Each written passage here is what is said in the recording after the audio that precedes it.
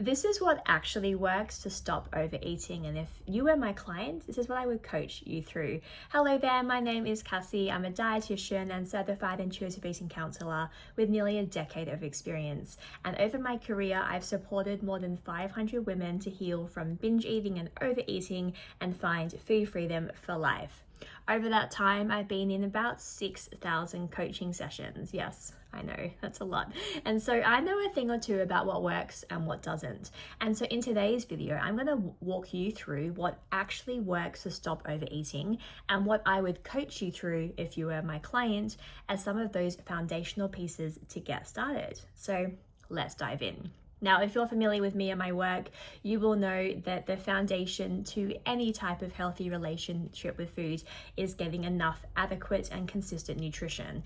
That's because if we don't get our needs met every single day, we are going to have food on our mind as that survival mechanism, that survival instinct to go and get more food. If you're familiar with Maslow's hierarchy of needs, it's how we as humans can reach our full potential. At the base of that pyramid are our basic physiological needs like food, water, oxygen, shelter, and rest. And so you'll notice that out of those 5 essential needs, food was right there. And if we are not getting enough nutrition or we're not getting our needs met through food, it's always going to be on our mind as a means of survival, which makes sense, right? Because food is literally life. And without food, you and I wouldn't be here. Think about the sun to the plant. Food is what we need to give us energy, thrive, and also survive. And so that is that foundational piece. Are you eating enough throughout the day? Over my career, I've tended to notice that women underfuel throughout the day, or they drastically underestimate their energy requirements, or they had this idea that we need to be eating as little as possible as women, and so in front of other people, they really restrict their intake, but then behind closed doors, they feel like they lose control and go a bit crazy in the cupboard. So if that's you, the best and most important place to start is looking at an even distribution of nutrition throughout the day. That's really important for a number of reasons. Number one, the drip feeding allows our blood sugars to regulate and stabilize. Instead of going a long period of time without eating, then having a big amount of food at once, it's really not good for our blood sugars. It also supports our metabolism and what we call muscle protein synthesis. And so throughout the day, our muscles are constantly breaking down and rebuilding, whether we're exercising or not. And we want to optimize that throughout the day by giving our body a regular, consistent supply of nutrition to optimize our muscle protein synthesis and therefore a really healthy, stable metabolism. Aside from that, we need to think about our appetite regulating hormones. There are 2 of these guys. They're called ghrelin and leptin. Ghrelin is your hunger hormone, leptin is your fullness hormone. And when we're undernourishing or underfueling, these hormones are going to be out of whack. And our body starts to send us some pretty wacky signals around food, or we just lose touch with food and eating and those cues altogether. And so when we're underfueling, there's a part of our brain called the hypothalamus that stimulates an increased release of ghrelin, the hunger hormone, and then downregulates leptin, the fullness hormone. And so what that really means essentially is you're just more hungry and less full from the same volume of food. And so that food seeking is always going to be higher. It's never going to feel like enough. And you will have this sensation of being like a bottomless pit. Okay, so that is the first place to start. Are you getting your basic physiological needs met? You know, if you're holding your breath and you dive underwater, when you come up for air after a big set has just passed in the ocean, you're going to be gasping for air and take in more oxygen because of that period of restriction. It's the same thing with food. If you're restricting your food, you're going to take in more food because of that period of restriction. It's the same thing with water. It's the same thing with sleep and rest. Right? If you don't get those basic needs met, your body will make up for it later by having you drink more water, making you feel more sleepy and require more sleep, gasping for more air, or eating more food. And so food is no exception here. We need to make sure we get those basic needs met to keep our body calm, regulated, and in a really grounded place to then go and make other changes in our life. And like I always say to my clients, we just cannot work with an underfed brain and body. It's imagine trying to make lifestyle changes or behavior changes when you're dehydrated and haven't drunk enough water all day or like days in and day out. Or imagine trying to make lifestyle changes and big changes to your life when you're so sleep deprived and you're getting no sleep and you're forcing yourself to stay awake all night. You're not going to be a very efficient human. Okay, and so I hope that really hammers the point home that nutrition is essential for survival and then also thriving. Okay, that's the first thing we'd look at. The next thing we look at is, are you restricting any foods or food groups throughout the day? So do you believe that certain foods are good and certain foods are bad? Do you have foods that are off limits and foods that are like safe foods, for example? And what I would get you to do, and you can do this now if you like, is to write a list of all of the foods that you forbid, or that you believe are naughty or fattening or bad for you or like unhealthy or will derail your progress. Okay, so maybe you want to pause this video, go ahead and write that list and see what comes up. Because often we might not be aware of those deep-rooted beliefs or food rules until we make that list. And so that's your very first job. Remember, there's no point passively consuming this content. I really challenge you to be an active consumer of this work that we go through together for you to start to make some meaningful changes in your life. It's what I encourage all of my clients to do inside the Food Freedom Academy, which is my private membership for women. If you'd like more support there, the details are linked in the box below. Okay, anyway, so you have your list with your fear foods or your forbidden foods. Now, what I would have you do as a client of mine is to pick a low-hanging fruit, something that you feel like is a bit forbidden or that you're a bit scared of. You're like, oh, I don't really feel in control around this food, but you're not completely terrified of that food, right? And so we all know, if you were just to ask that question, what is a low-hanging fruit for you that feels a bit challenging and a bit stretchy for you outside your comfort zone, but not totally overwhelming where your system and your nervous system gets flooded with anxiety or dread? Okay, so pick a food, whatever that might be, and then what we want to do is we want to plan that food in every single day. That's super duper important. Why? Well, through repetition, our brain starts to understand that we are allowed to have this food. The world doesn't fall apart when we have this food. We don't gain tons and tons of weight. We don't lose control. We don't suddenly turn into the size of a house. Right? We have all these ideas and these fears in our mind of when we have certain food, it will give us a certain result, but that's not true. We want to give our brain new evidence that we are safe to enjoy these foods, nothing bad happens, and then over time we start to habituate where that food becomes no big deal. The best example I have for you is I recently bought a pair of boots over the winter and I love this pair of boots, and I thought to myself, gosh, what was I wearing before I owned these boots? I love them so much. I've worn them every single day for about 2 weeks. Now it's been about 2 weeks and I thought, you know what, I have worn them every day, let's maybe wear something else. And I'm not going to throw these boots into the trash and then never wear them ever again. Like, of course not. I'm just going to add those boots to my wardrobe and they just become a part of my life and I can wear them when I feel like it. Now, what this process is called is habituation. When something is new to us and it's really exciting, this like novelty, it's something that we really enjoy. We get more satisfaction from it. Our pleasure centers, our reward centers in our brain are lit up when we have this new experience. We get the hit of dopamine, it's really pleasurable, we go back for more. But over time and through repetition, it starts to lose its appeal, like these boots did for me, and like these forbidden foods do for my clients.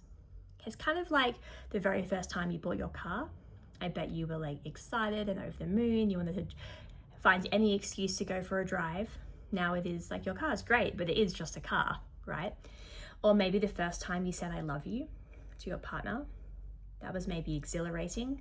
This rush of endorphins and oxytocin, it felt so good. And now you say it in passing, I love you, bye. Like it's no big deal. So as humans, we are constantly habituating to new things in our life. But with food, we don't ever give ourselves the chance to actually habituate to this food and allow the novelty to wear off. And so if you are my client, that is the second thing I would coach you through, is to write your list of your forbidden foods and then pick one food from that list and plan it into your day every single day. Okay, so far we covered two things. The first thing is, are you getting your basic needs met through food and nutrition? That's the very first step. Are you drip feeding over the day? Are you having substantial meals and snacks? Are you getting your needs met through food? That's number one. Number two, do you have any forbidden foods? And if so, write that list, and then we pick one food from that list and we plan it into your day every day. That is really important to do only when your nutrition is right. Okay, I want to really make that point clear, because if you start planning in your fear foods, your forbidden foods, and you're really hungry and you're undernourishing, it's going to backfire, because of course you'll lose control. Like, I would lose control if I was starving, hungry, and hadn't had my needs met throughout the day, and then I open a packet of biscuits. I'm not going to eat just one, I'm eating the whole packet of biscuits, right? Because your body goes into survival mode, that animal instinct takes over. And so it's really important that you have your nutrition foundation piece set first, so your brain and body can calm down, your appetite regulates, and then you'll find it easier to include these foods into your diet without losing complete control. I will preface that by saying that there is a period of time when you might overeat temporarily, and you might overdo it, as my clients say, but that's only temporary. It tends to last 3 to 5 days max. And then we work our way through the process and we get to a place where that food becomes no big deal. And the point is not to burn out on the food. The point is to know that you can have that food whenever you feel like it, and it just becomes a part of the pantry, something in your cupboard, something in your fridge, kind of like the cereal bar that's in there right now, or that banana in your fruit bowl. They just become a part of your life in a really beautiful and really balanced way. Okay, I'm gonna give you one more. So tip number 3, and what I would support you with and coach you through if you were my client, and that is to look at your basic self-care. So are you getting your self-care needs met? As humans, especially the women that I work with, they don't take a moment to slow down. They're kind of racing from one thing to the next. And here's the truth with that, right? And tell me if you can relate to this. We don't slow down because, in a way, if we just keep the speed up throughout life, we can kind of avoid ourselves, and we can avoid the emotions, and we can avoid those parts of us that we have suppressed or that we have deemed unworthy. And so as a result, we then neglect our self-care and deprioritize ourselves because we're kind of running away from ourselves. And so we want to get back into the rhythm of, okay, well, am I getting my self-care needs met? Am I taking time for myself? Am I slowing down? And then what does that look like for me? So, for example, do I have a nighttime routine to help me wind down, help me decompress from the day? Do I have some time in my week for self-reflection? It doesn't have to be every day, but at some point in the week, do I have time to reflect and be with myself? Whether that is going for a walk without any music or podcast, journaling, meditating if you're a bit more advanced. I know that can feel a bit woo-woo for some people, but having that time to be with yourself without distraction and without anywhere to be or anything to do. Just bringing in that space in your life to just check in, like, how am I feeling? What do I need? What would feel supportive for me this week? Getting those basic needs met. That's important, and you are so valuable and worthy of asking that question. That can sometimes get lost along the way, and it does with many of my clients, this idea that, oh, I'm not worth it, I'm not important. But you are important, and you are your most important home that you will ever have. And so how are you caring for your home? How are you tending to yourself and your needs? What does that look like for you? Do you need to ask for more support? Do you need to get that support from a therapist or a psychologist, from your partner, from a friend? Who do you need to reach out to support you? And then with self-care, of course, are you eating and drinking enough throughout the day? Are you wearing clothes that are comfortable, that you feel sexy in? Do you feel like you are comfortable in your body? Or are they too tight? Things like bras, like, are your bras too small? Are your clothes actually comfortable? Do they make you feel good? Do you put some makeup on, or do you do your hair? Again, not essential, but if that's important to you, do you take the time to kind of care for yourself? Whether it's like brushing your hair, washing your hair, having a bath, painting your nails. You know, these things all might seem a bit silly, but they're not. They're really at the essence sending the message to your brain that you are important and that you are worth it and that your needs are really important and that you're worthy taken care of. And so that's what I have for you today. If you were my client, I would coach you through those 3 things to get started. Are you eating enough nutrition? And if so, we address that first and foremost. Do you have forbidden foods that you don't allow yourself to have? Because if you do, that's driving you to overeat right now. And so let's bring those in a really systematic, slow and steady way. Begin that food exposure. And then number 3, are you getting your basic self-care needs met? If that's helpful for you, do let me know in the comments below. I love hearing from you, and give me a thumbs up, as it really does support my channel. I can make more supportive videos for you as well. And if you are looking for more support, the best place for you is inside the Food Freedom Academy. It is my private membership for women to overcome binge eating and overeating and live with complete food freedom. You have me guiding you every step of the way through coaching, courses, modules. It's step by step, and of course a supportive, loving community as well. If that sounds interesting to you, I will leave the link below. But apart from that, thank you for being here, and I will see you in my next video. Bye for now.